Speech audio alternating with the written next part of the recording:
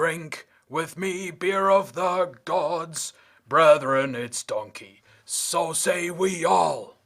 Yeah, greetings, brethren, it's the donkey, and we're once again having a beer of the gods from the Wacken brewery, and today we're having Tia, a warrior IPA. So this is an 8.3% IPA. I'm sure by this point I have stated my opinion of IPAs. I think they are good for people who like IPAs, but I am not one of those people. So I'm honestly kind of expecting to be this to be a quick video. Who knows, I might even throw a second one in there in editing, because I don't know. It's a really high percentage IPA. I just don't expect me to be super excited by this. Oh, it certainly smells like an IPA. Although I will say it smells a little bit more sort of fruity, I guess. But let's see what we got. Oh, it's a dark one.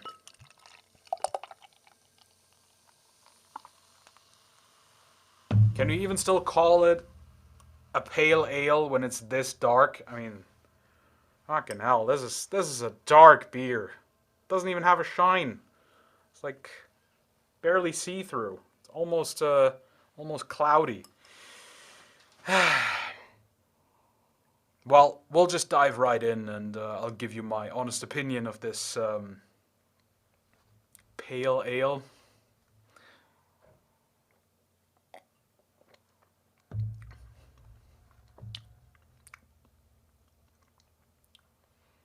Huh.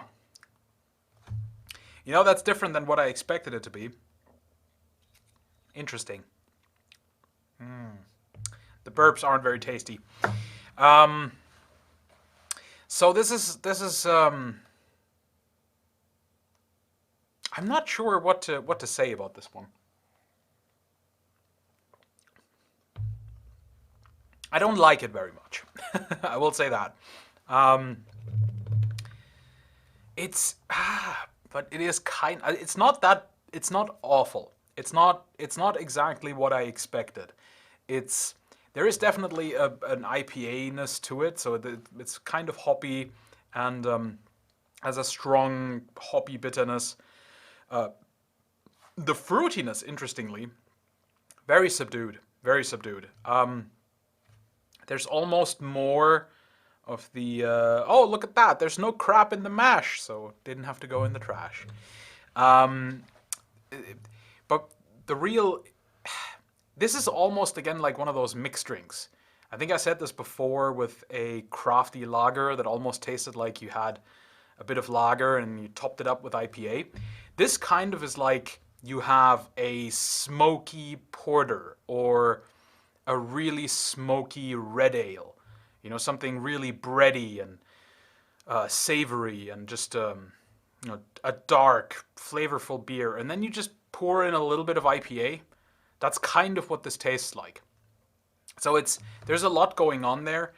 But I do find, unlike with the Sierra Nevada beer, which I'm not sure if I had that already. Maybe I did, maybe I didn't. But that one I thought was really nice. It kind of added some interesting things. Here, the hoppiness really doesn't add that much. I don't find it particularly pleasant. I definitely wouldn't have this again.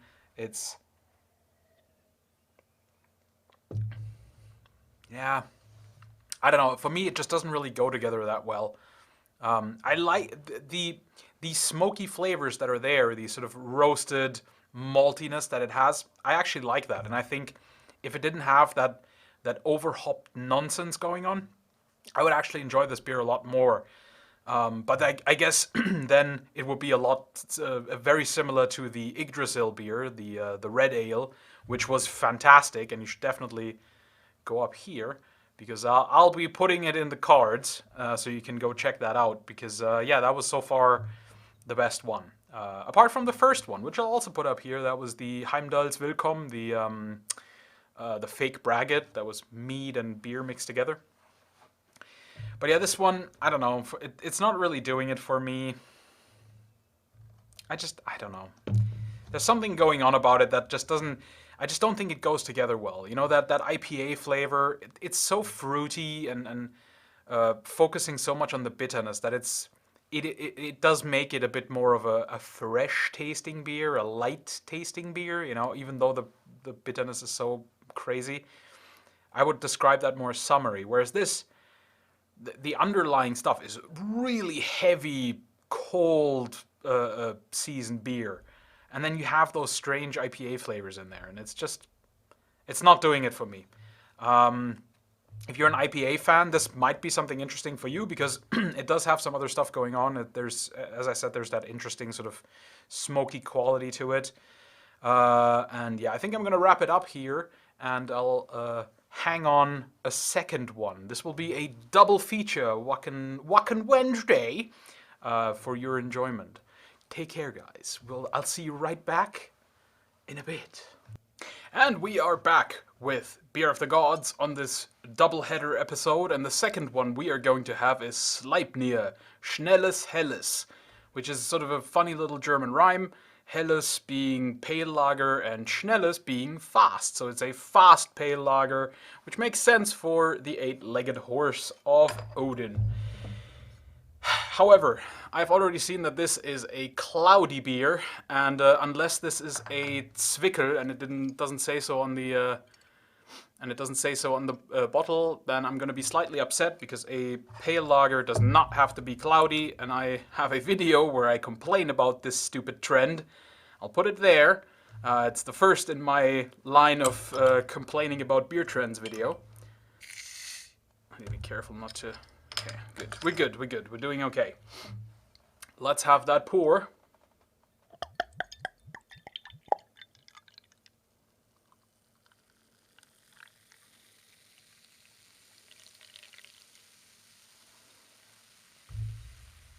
It's definitely cloudy, for sure.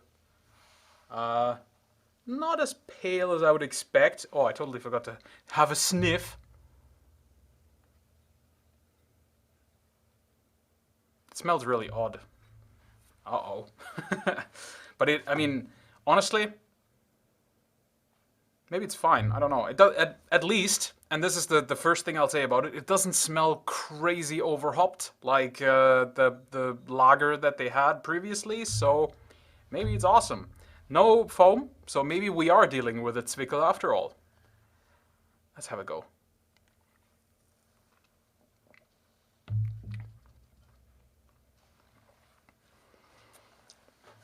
Huh.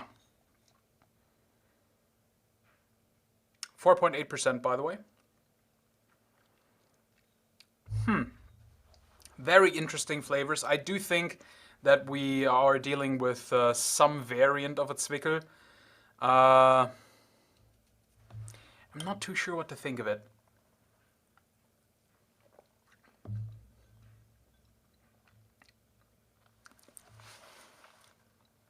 I'm definitely getting sort of a Zwickel impression. There are definitely those sort of some of the hallmark flavors of a pale lager, but I don't. There's something weird about this one. I really wonder if I'm missing something. I mean, obviously it doesn't say anything. Oh wait.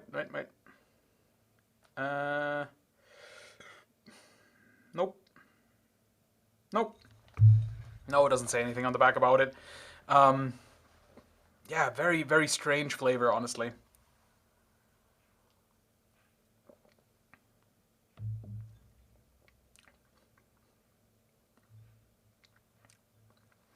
It is almost like, and I think I've said this before about some of the Beer of the Gods beers, it's almost like a mix between a pale lager and a Zwickel. It kind of has elements of both, but I'm not quite sure it works. That's my problem with it, because a Zwickel tends to have a little bit of a sort of a clayey, earthy kind of taste, but it is usually fine because it tends to also be a kind of sweeter beer. This isn't all that sweet, but it does have those influences, but it does also have the slight sort of acidic notes that you get from like a Märzen. I'm really confused with this one. I don't really know what to make of it. and I honestly don't really like it that much. Ah, what a shame. Yeah, I'm still not super fond of the Beer of the Gods line, I'm afraid. And today, I think we have 2 more that I have to add to the not really my thing column. But I mean, we do still have a few to go. Yeah, no, I really don't like it that much. There's definitely a few things in there that sort of, that they immediately make me think pale lager. But then I get that sort of earthiness and the sort of weird zwickly notes, and it just doesn't work for me. The combination to me, it sends my brain completely the wrong direction, and I'm not having a good time drinking it. So, yeah, not really too fond of this one. I think I can only give this a 3 out of 10. That may, however, and I will fully admit, that may completely be a personal opinion on this one, very, very subjective, because I do like pale lagers so much, and I also like Zwickel quite a lot, so maybe this works better for someone who isn't such a big fan of those 2 kinds of beers. I don't know.